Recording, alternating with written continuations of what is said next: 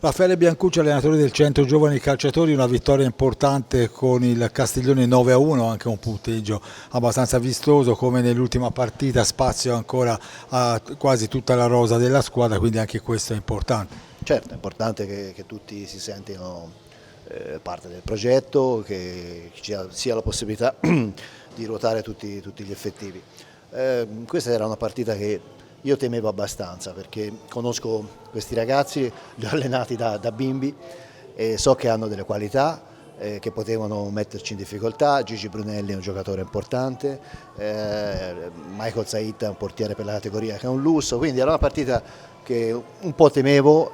Credo che il risultato finale sia dovuto al fatto che la partita si è messa bene per noi, siamo andati in vantaggio, abbiamo preso subito un vantaggio di sicurezza che ci ha garantito poi di finirla tranquillamente come le capacità dei miei giocatori consentono, insomma.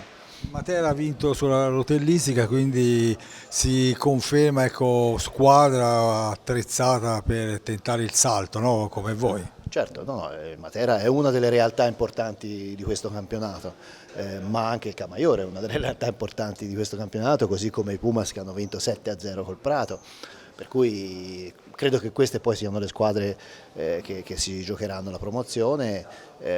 Matera ha fatto un grande risultato stasera, bene per loro, ma noi facciamo il nostro campionato.